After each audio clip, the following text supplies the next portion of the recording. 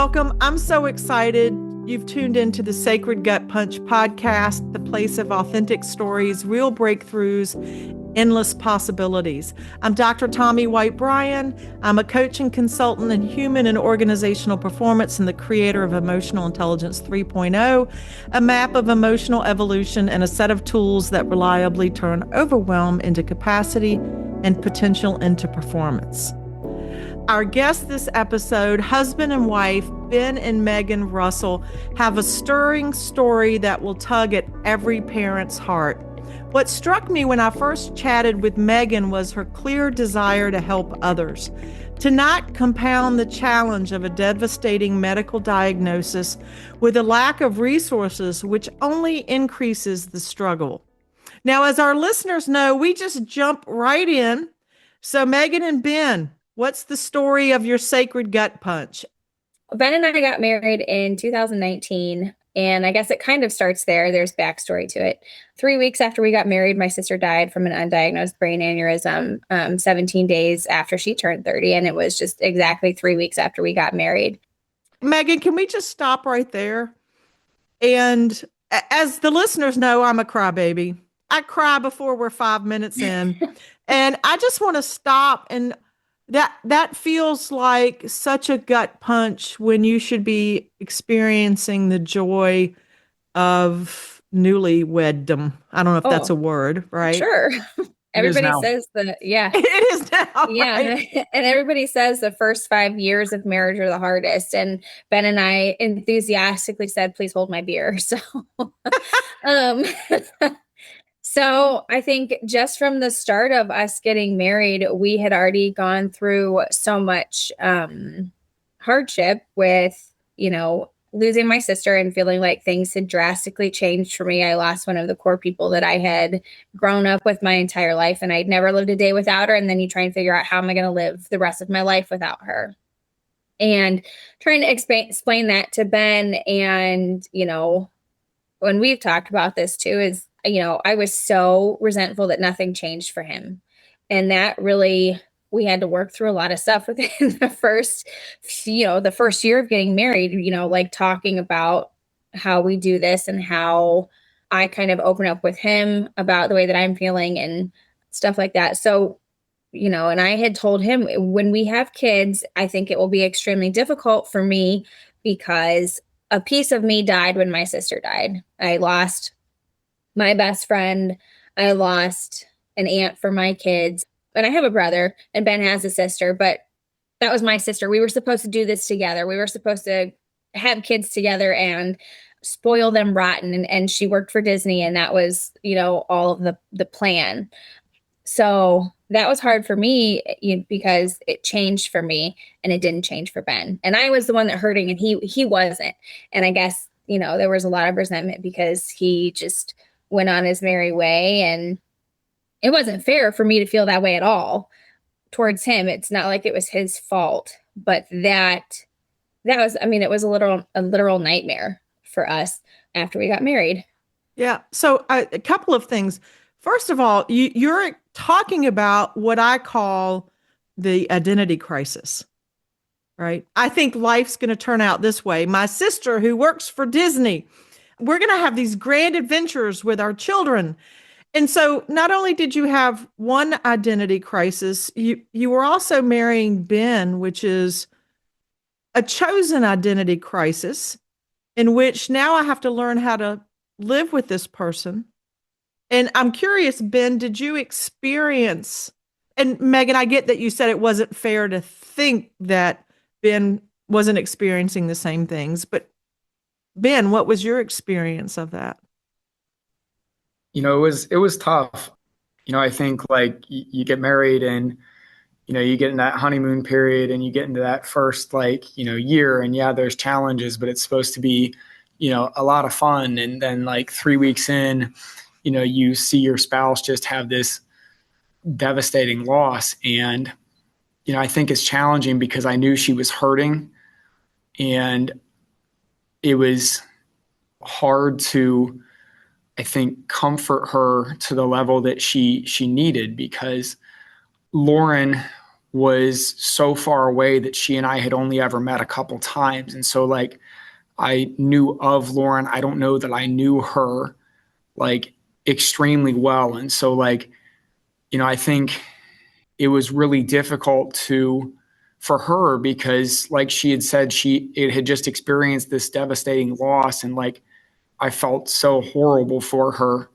But like she said, I kind of had to keep moving on with my job and with my team and with, life in general. And I think that it was just very difficult to balance between like trying to feel that loss the way she was. Yeah. So, Ben, first of all, not to make light of this situation, I'm going to tell you the same thing I tell my husband, Jim. You're not tequila. You're never going to make everybody happy. Right.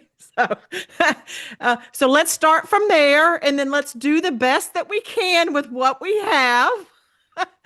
And, and as I listen to you, what I'm hearing is actually just very typical of what happens in life. Something tragic happens to a partner and they stop and we can't. We have to keep moving. And how do we reconcile that, right? How do we reconcile the fact that Ben had to keep moving with life while Megan stopped to experience the deep grief of the loss of her sister? Wow. So welcome to married life. Pretty much, right? It was not an easy welcome. No. Oh, first of all, I just want to commend you for still standing. Right? The two of you are still together. It's a very remarkable reflection of the ability for the two of you to navigate the tensions that life threw at you. And you're about to get another one, aren't you? Yeah. Yep. Absolutely. So we waited probably a year and a half after we got married to try and get pregnant. And we did. And we were excited, scared, terrified, the whole 9 yards. The two little lines show up on the stick. I'm crying. And I told Ben, I said, if there's PBR in the fridge, that's how you know I'm pregnant. Because we talked about, oh my gosh, how fun would it be to have a boy and name him Patrick Bliss Russell? Because everyone on Ben's side of the family, they're the firstborn child. The firstborn child has kept the middle name Bliss. So his dad's middle name is Bliss, and his middle name is Bliss.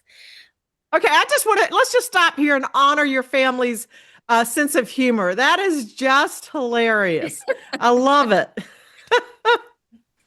So, we got pregnant during COVID too. So, okay, let's just stop. Okay. I'm like, it's just one thing after another.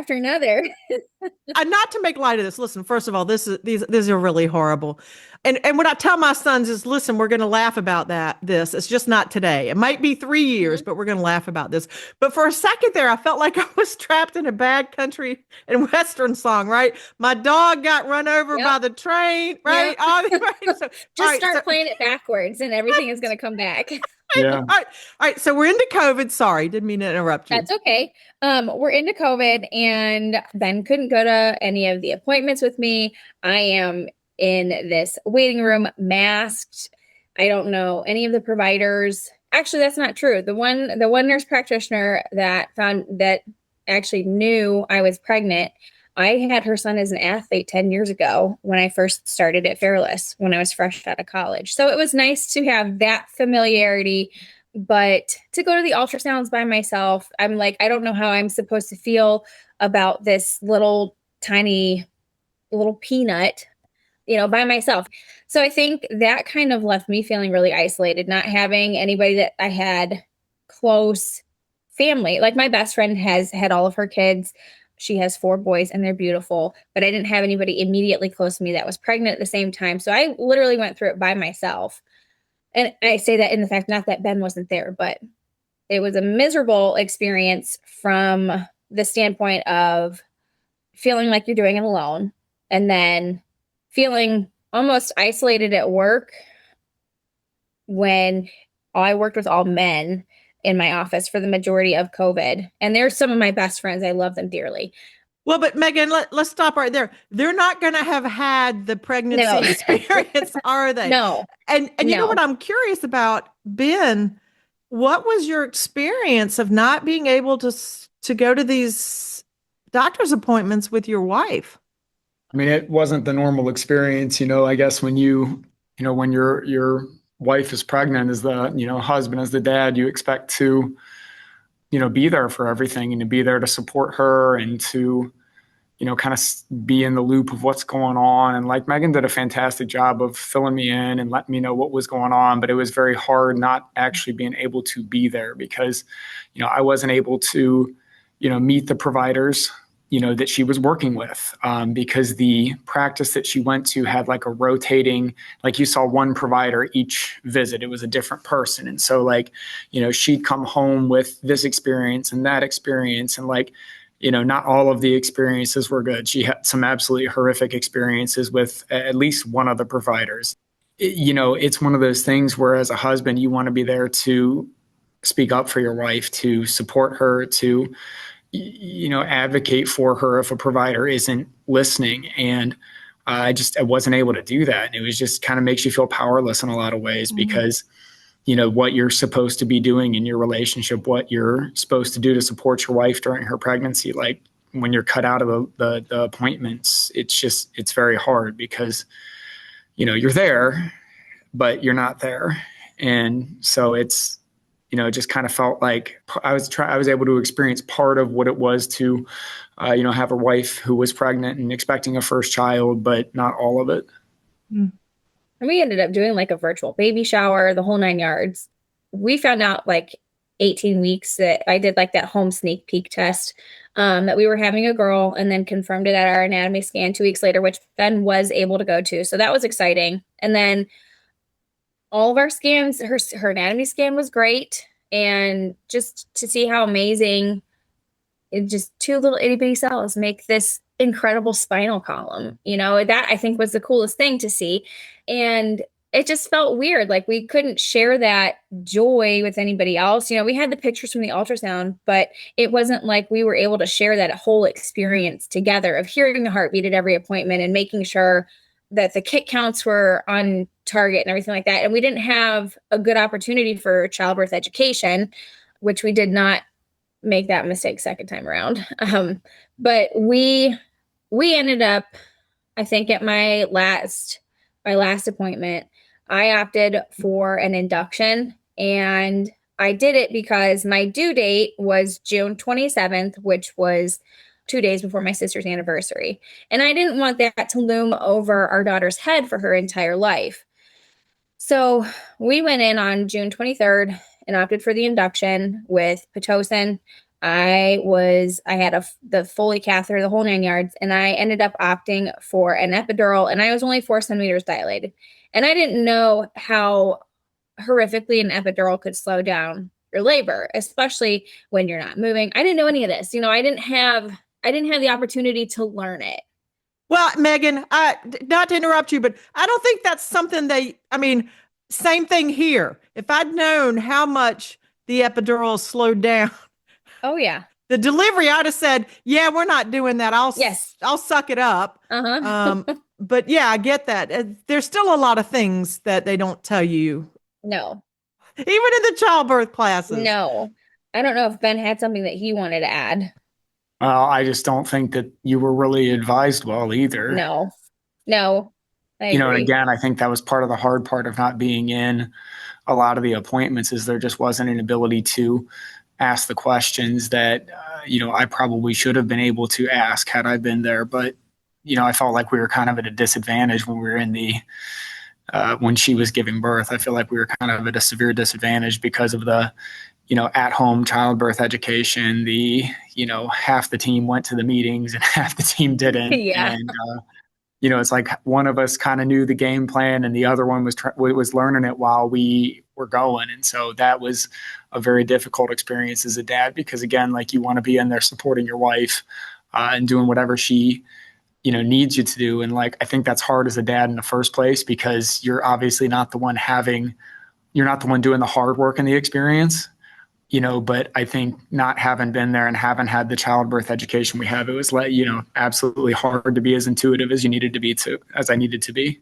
Yeah, Ben, listening to you, I'm just having this visceral experience of all the things COVID impacted that we don't think about or talk about. And, one of those is in childbirth, in pregnancy, the dad or the significant other of the one delivering is a supportive role. And they pretty much just cut you out of that, didn't they? Sorry Yeah, about completely. that. Yeah. And it wasn't fair for him. He didn't know how to support me during labor. And we didn't know we had other available options like hiring a doula. I didn't know that was a thing. So we didn't do that with our first baby. And then I hemorrhaged after I had Brooklyn. She was born at 6/26 on 6/24/2021, and she was beautiful. She was perfect. She was this little smushy baby that we're like, oh my God, we have to go home with this baby now. So probably about an hour after I delivered, I told my nurse, they had switched shifts and everything like that. And I told the nurse, something doesn't feel right. I really feel like I have to go to the bathroom very, very badly. And I couldn't go. And I said, my bladder hurts. Like my bladder just really hurts. If I feel like it's going to explode. And, I thought I had the epidural removed.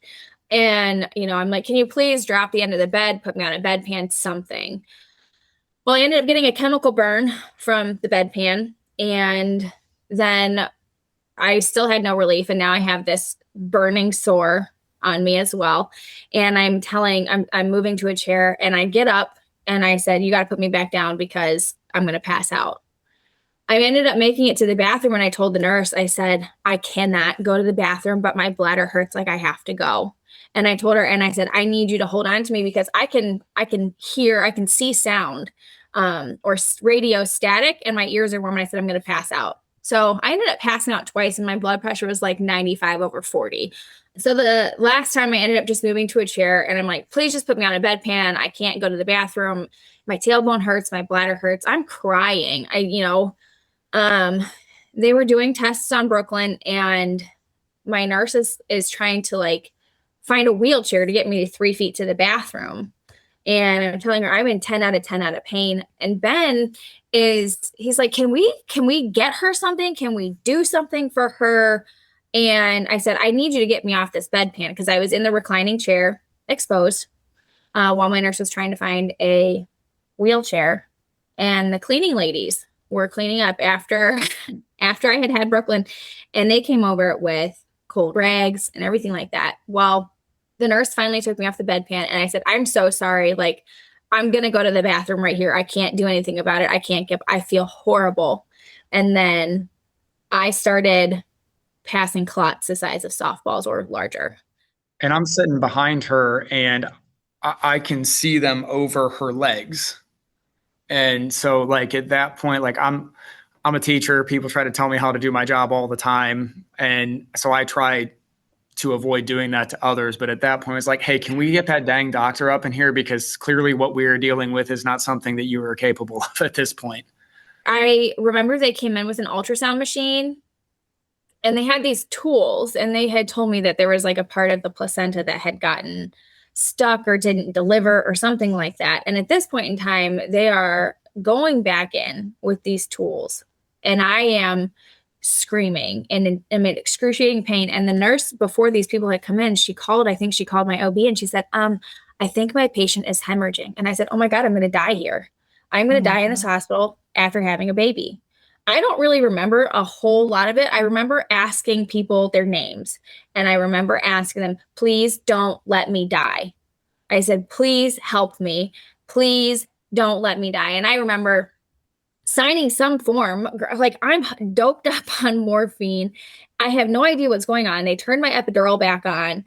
Not a clue what's going on. And there's pieces that stick out to me. I remember the OBGYN in the office and just thanking her, thank you.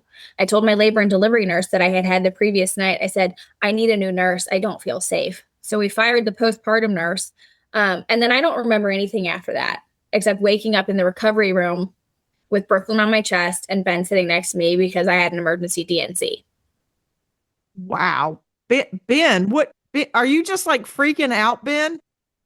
Well, I mean, yeah, because you see like Grey's Anatomy or like any of those medical shows and like, people pouring into the room, et cetera. And like it was that. Like that's Oh what my it was. I mean, bunches of people started pouring into the room and they are working with Brooklyn. They are, working with Megan. And it's literally just again, it's that powerlessness of you're letting them do their jobs and you're just experiencing all of that. And like, so they got Megan, and they got her out of the room to take her to do the DNC. And, Dr. Yang, our OBGYN, walks up and she, tells me like, hey, there's 3 ways this could go. Like we could get everything and everything's fine. We may not be able to get everything, in which case we're going to have to give her a hysterectomy. And then, it could just not work out. And like, she flat out looked at me and just said like, do I have your permission to do that if need be? And it's like, how do you make that decision? Wow. Wow. Wow. Because at this point, clearly Megan's not capable of making that decision because of the state that she's in. But like, as a husband, do I want to have to explain that I made that decision to her afterwards if that's what happens? Like, I mean, I don't know, everything runs through your mind. And, so that was excruciating because you're just praying that like, hey, I hope option 1 is what happens because, any of the other ones are obviously devastating.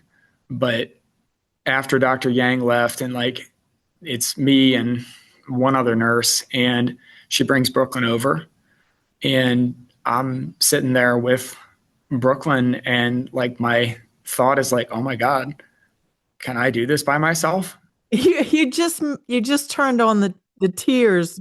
We had talked like we wanted Brooklyn to be breastfed and nothing else. And like, here I am. And the nurse looks at me and she's like, you're gonna like, do you want to give her some formula? And it's like, what other option do I have at this point? And like, again, it's just, you're sitting there as a dad, just thinking like, okay, so, that plan survived like, birth plus 25 minutes or birth plus an hour. And he was waiting by himself. You were by yourself. There was no one else there with you, like COVID. I had one nurse with me and she was, I don't remember her name, but she was fantastic. But it was just excruciatingly painful because, I'm sitting there like contemplating all the worst case scenarios and just praying that Dr. Yang comes back and says, hey, you can come back and see her now because, I just don't think that, I mean, like, how do you do that? Like, you just lost the person you love. Like, if it turns out the other way, like, you just lost the person you love, and then now you have a kid and like, you've got to navigate that by yourself. And like, there's just so many things Megan can do that I can't do. So, I mean, that was probably one of the most excruciating hour and a half of my life. And thankfully Dr. Yang was awesome. And, I was able to go back there and see Megan and she got to wake up with Brooklyn on her chest. So that was a big win, And this wasn't the last moment you had to be resilient, was it? No. No. Well, I mean, having the conversation with your parents too. Yeah. That had to have been challenging. Having to call your parents and tell them what was going on. Like, I called my best friend and was talking about what was going on. And it was just, my best friend had told me after the fact, like, and I think I compartmentalize pretty well when things are happening, but like, just told me like how eerily calm I was while I was able to talk this out. And, but freaking out on the inside because, again, like all the bad is going through your head. Like you're trying to, what if this happens? What if that happens? And Ben, you're in control of none of it. No. You have no influence other than prayer. No. I don't know that we've been in control of anything in our entire we've been together for 10 years. We've been married for 6. And then 8 weeks after we had Brooklyn, we had noticed she had this like downward left gaze. And so I ended up asking her pediatrician about it. because I was like, something's weird. It doesn't feel right. Like, she was meeting milestones and everything like that. And she was a really easy baby. Like, I'm talking barely cried. She was up every 2 hours as like a breastfed baby was overnight. So she didn't sleep great, but I wasn't expecting her to.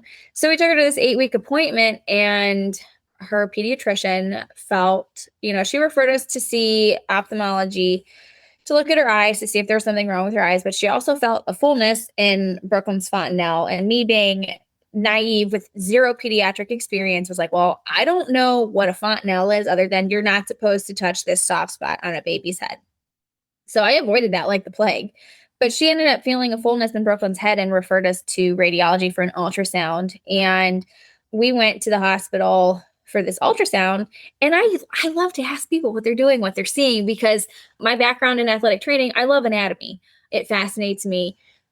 So I was asking the ultrasound tech, I was like, are you seeing anything? What are you looking for? And all this other stuff. And she's like, oh, I'm just looking at the brain. And then all of a sudden she turns the screen away. And Ben and I kind of like look at each other.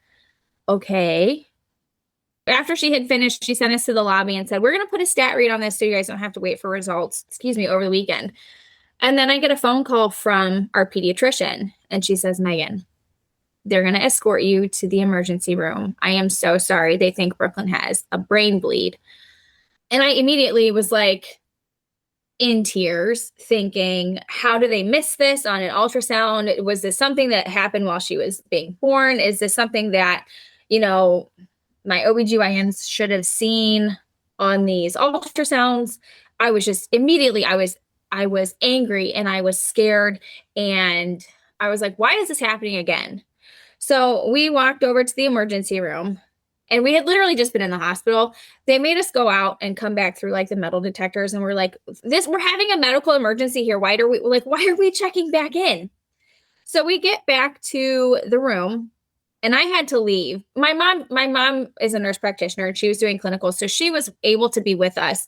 But when they started telling me that I could not feed Brooklyn anymore, I was like, what do you mean I can't feed her?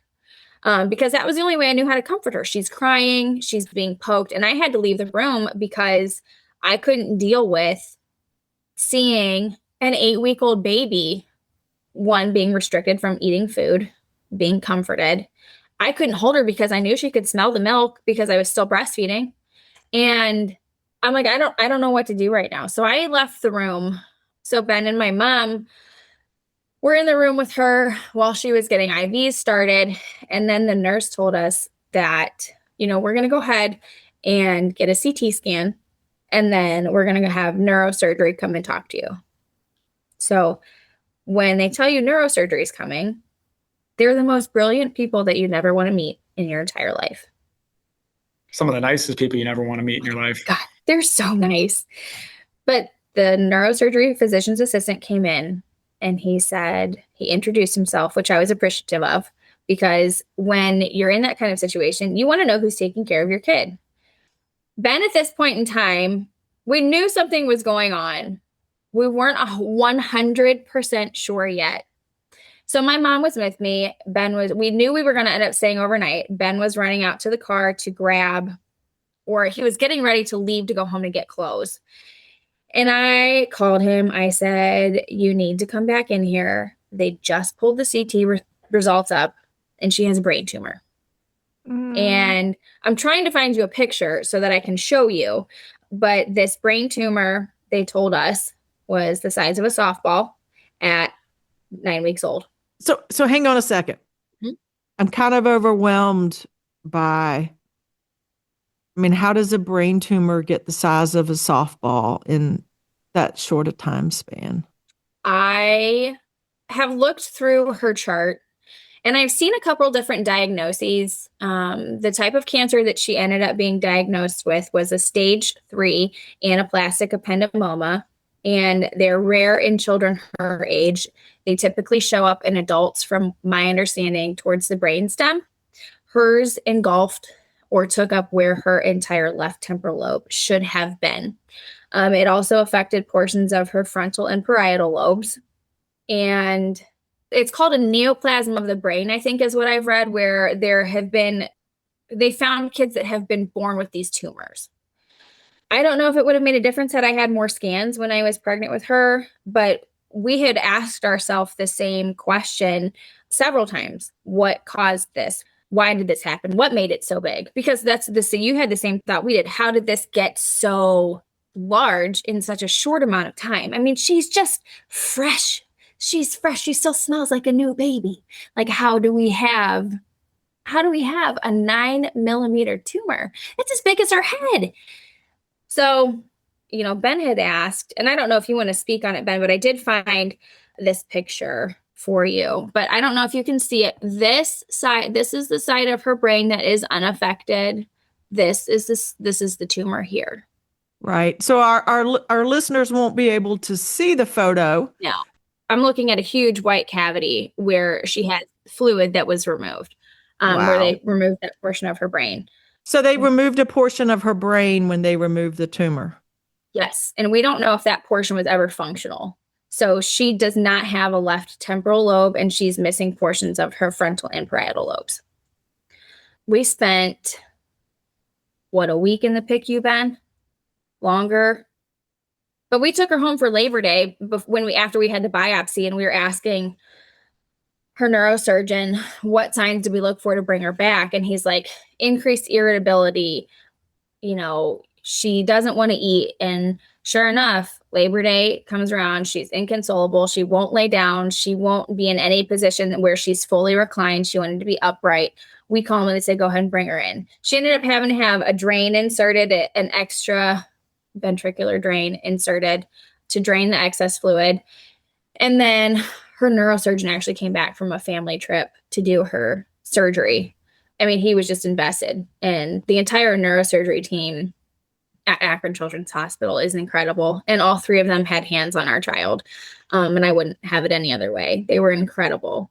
But she had 3 surgeries. She had had 3 surgeries by the time she was 9 weeks old. And then a 4th by the time she was 14 weeks old to put her Broviac in for her chemotherapy. So you can tell I'm speechless. What I'm curious about, first Ben and then Megan, what are you telling yourself to get through this? And what would you tell other parents who are experiencing this? What do they hold on to as they're confronting this? What did you hold on to? I think for me, it was just, your child's fighting, and that means you're fighting.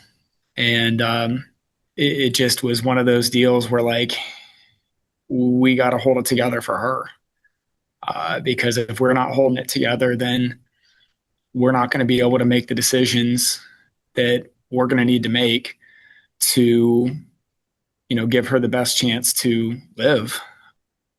And I remember when the radiology tech came in and said, hey, I'm going to get this done so that you guys don't have to wait over the weekend. That was the moment I said, this is bad. And so I think I kind of braced for impact. I don't know that I thought it was going to be a brain tumor, but I mean, it was just the way she said it, it was going to be bad. Ben, if I remember correctly, you're an athletic coach. Yeah, I coach cross country and track. What did you take from that as you're looking at what's unfolding in front of you? How did that training help you, if at all?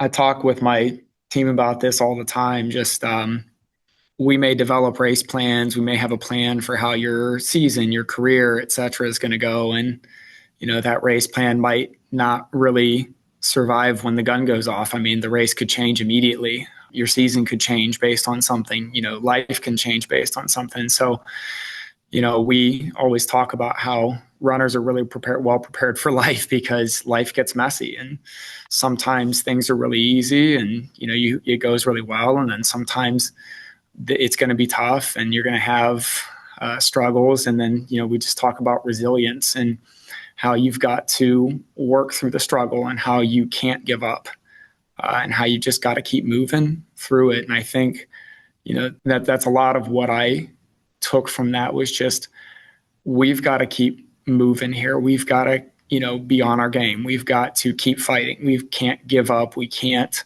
let ourselves get overwhelmed and get to a point where we think that things are hopeless, because if we get to that point, I don't know that we were going to make the decisions we needed to make for Brooklyn. I don't think we were going to be able to, make the hard decisions we needed to make sure that she was given the best chance to survive. I think that was probably one of the hardest things, was having to make those decisions.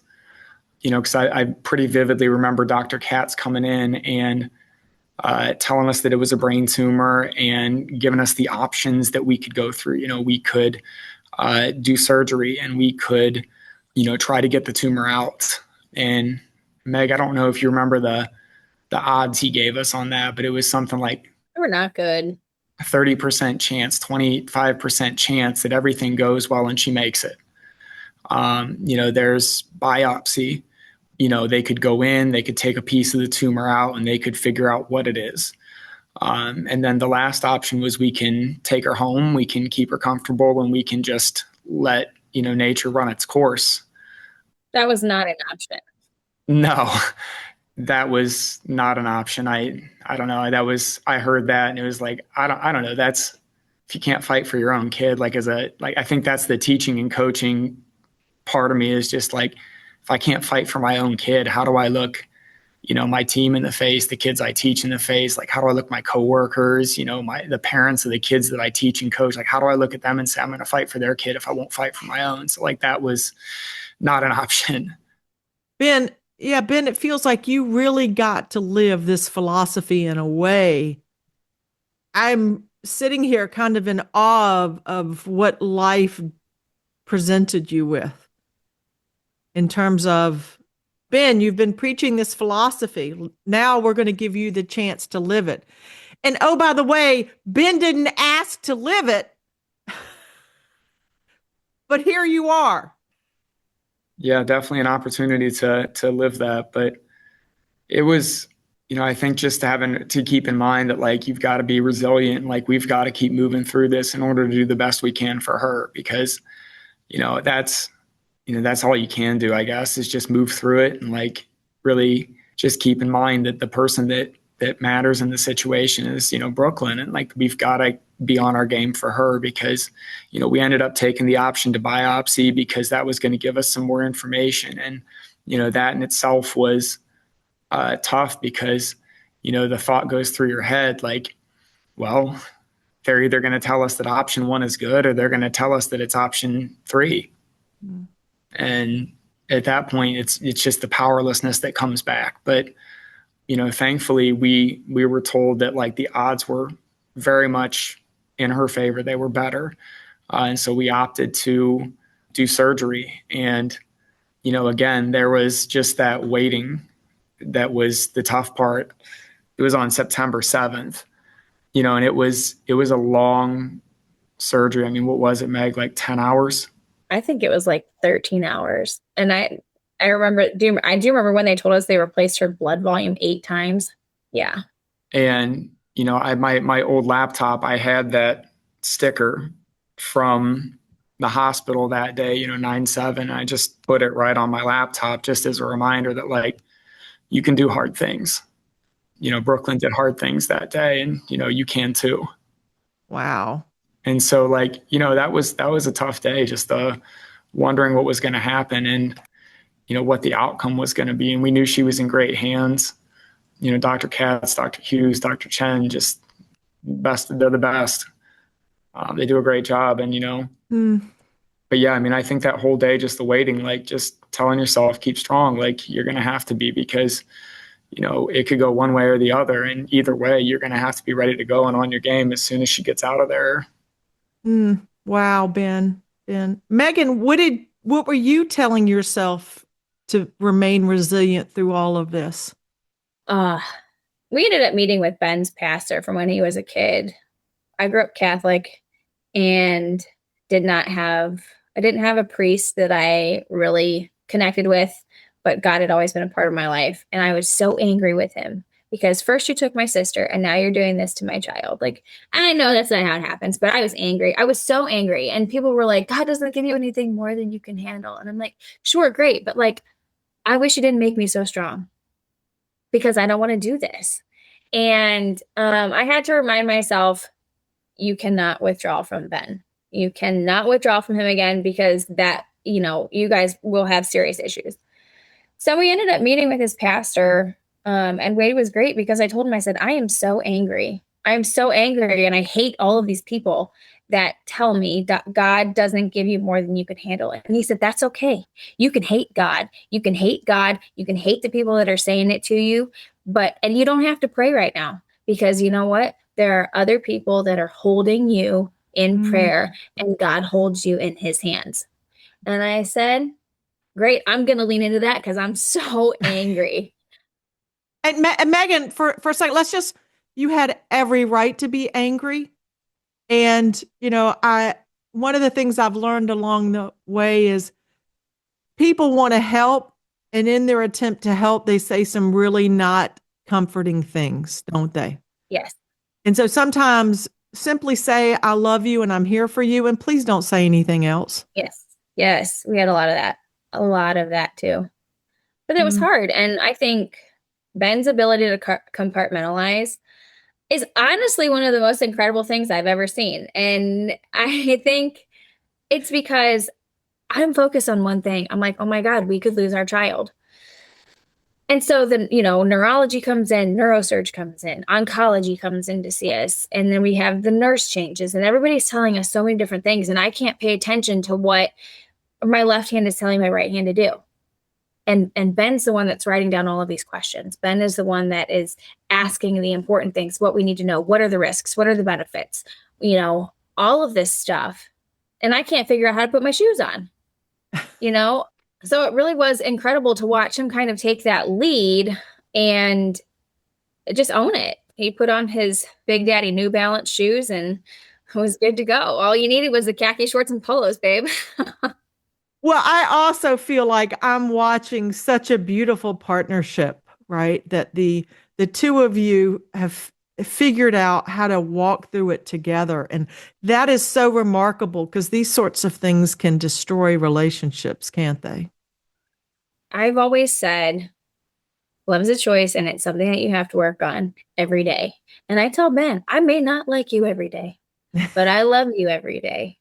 And I think I learned a lot from my parents and I love them dearly. They're both remarried, but I think having a different perspective of coming from a divorced family made me want to not end up as the statistic of divorce. And Ben knows that as well. And I think having an open line of communication and actively pursuing beneficial communication and pursuing a partnership and making it a choice to work on it, I think kind of carried us through, Brooklyn's diagnosis, the postpartum journey, and then ultimately through her chemotherapy. Well, and how old is Brooklyn now? She's 4.5. She'll be 5 in June, and she's brilliant. She's a great big sister. She is, she's only been walking for a year, but she is smart. She is witty. She is feisty, and she's funny. I started a blog while she was going through treatment, and I would describe her as fearfully and wonderfully brave is how I describe her. I love it. She's great. Ben, is she a daddy's girl? Yeah, I think so. I need to see my dad. I love it. Well, Megan, I remember when we first talked, she was just chatting away while you and I were having our conversation. She was. Oh, yeah. Yeah, I love it. I love it. It's always, Mama, who are you talking to? Can I talk to them? Mama, who's that? I love it. Just, first of all, what role models? I'm getting teary-eyed here, thinking about all that you've been through and how you've been able to sustain yourselves, the beautiful messages this podcast will offer to people who are walking through the same thing. So 2 things. One, is there a way people who maybe walk in the same path can reach out to you if they have questions or just need to be angry and someone tell them it's okay? I'm more active on social media than Ben is. I have an Instagram and a Facebook. I also have a blog, Fearfully and Wonderfully Brave. So can people reach you through the blog, Megan? Yeah, I believe my email's on there, but if not, my email is just mperkow6@gmail.com.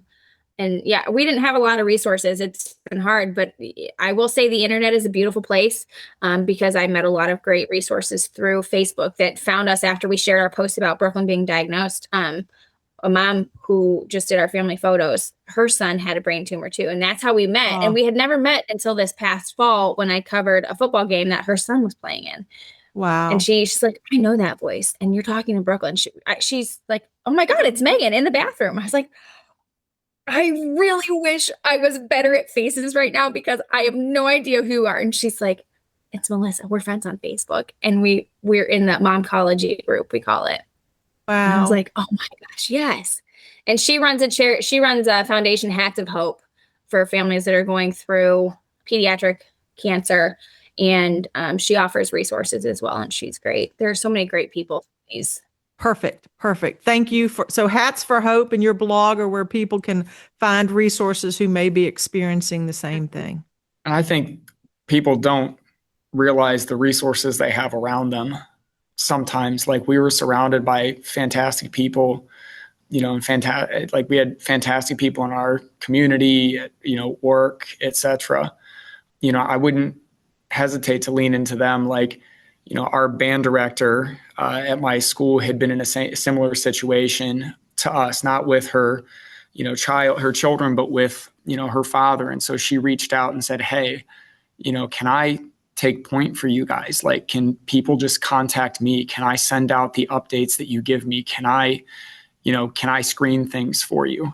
And, we asked, we talked about it and like, yeah, let's do that. And so Liz handled a lot of the email communication and took questions about how people can help. And like, I would encourage people, if you have someone who is willing to do that with you, like, absolutely do it, because she was able to, answer a lot of questions that maybe we wouldn't have been able to or didn't have time to answer. And it kind of saved us from becoming overwhelmed, because looking back on it, that's something that I think we both really would have struggled with at the time, is just, how can you help? Or like, what can people do? How are things going? And like, she was just able to keep everybody in the loop, and she was able to kind of get us the things we needed to know and kind of keep the things we didn't need to know away from us. And so, I think a lot of times people forget that the amount of resources they have around them because you're so overwhelmed in the situation. But like, don't be afraid to lean into, friends, family,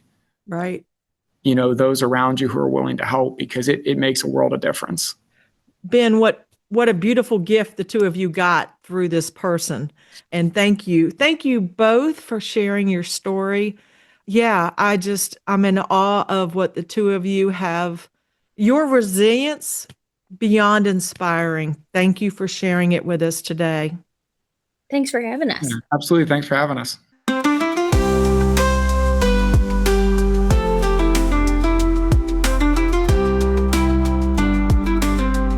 Thank you for joining me for this episode of The Sacred Gut Punch. I'd like to thank our sponsors who make this podcast possible, the EI 3.0 companies of Bryan Insights and the Center for Emotional Well-Being, and of course, always to my husband, attorney Jim Bryan. Thank you for your endless support and love. I love you to the moon and back, Jimmy.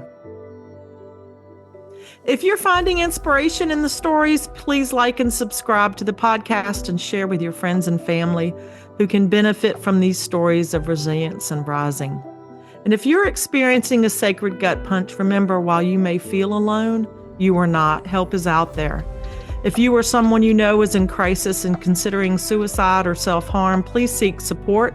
Call or text the 988 Suicide and Crisis Lifeline at 988, or chat at 988lifeline.org. And if you're not in the United States, Befrienders worldwide at befrienders.org can help you.